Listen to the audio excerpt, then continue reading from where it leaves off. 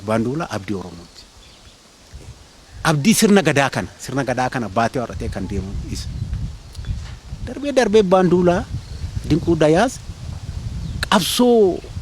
qabsoo siyaasaa keessallee ture gaafa ummanni Oromoo ibidda keessa jatee wayyaanee ofirraa faccisaa jiru achi keessallee mala dhaawaa ture.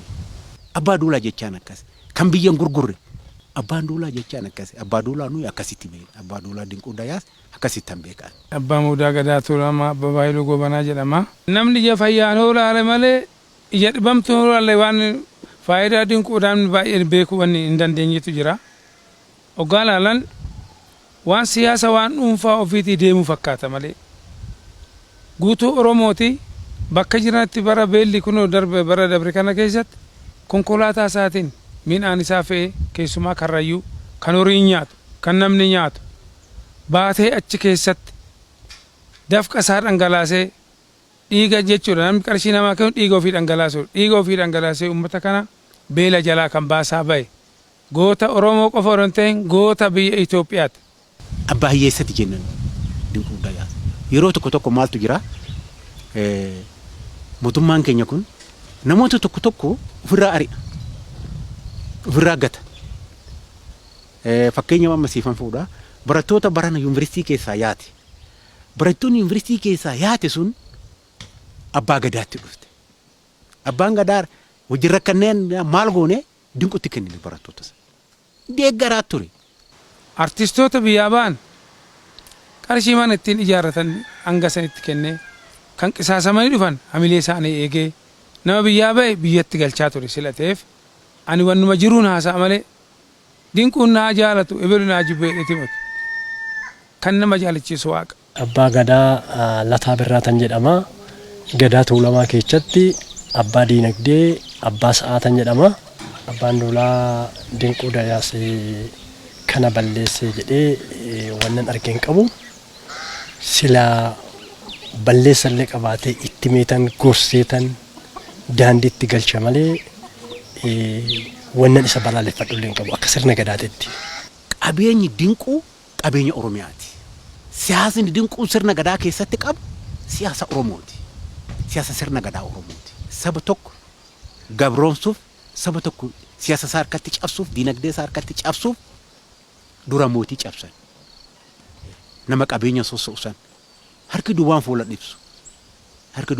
ibsu nama akkasiiti kan keessatti amma barbaadanii rukutaa jiran hamilee isaa cabsaa jiran gaafa jarriin adda dureen kun sammuun isaanii tuqame diinagdeen isaanii tuqame siyaasni isaanii tuqame ka duuba dhufu akkamitti uf laala.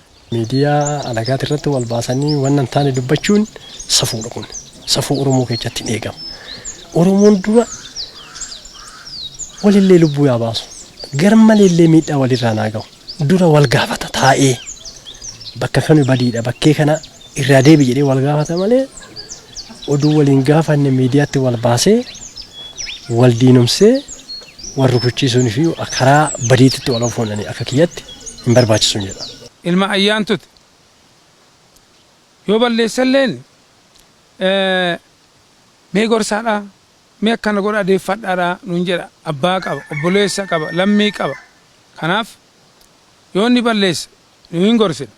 Abbaan Duulaa barii qe'een isaatiillee abuuruu qabdi. Abuuruu sanillee wallaaleetti ijoolleen Abbaa Gadaan horkatti cabsite.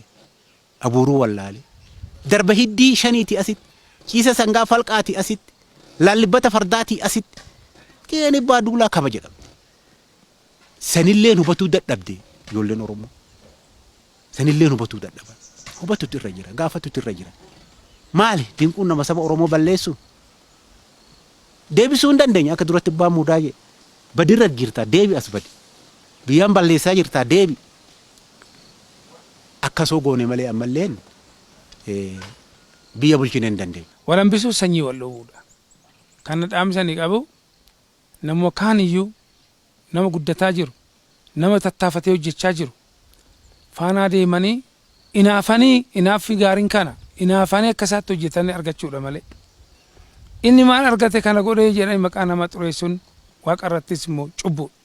Beekaa abbaa qabeenya abbaa diinagdee hayyuu baadhutii nun bayi garamiin baana jedhanii itti mari'atan malee akkanatti dhamaasu akkanatti suukanneessu akkanatti qabeenya ofii qabeenya Oromoo mancaasoo jecha abbootii qabeenya abbootii diinagdee ka Oromoo keessa jiru irratti aggaammin godhamaa jiru kun harka wayyaa jalaatiin Oromoo dadhabsiisu.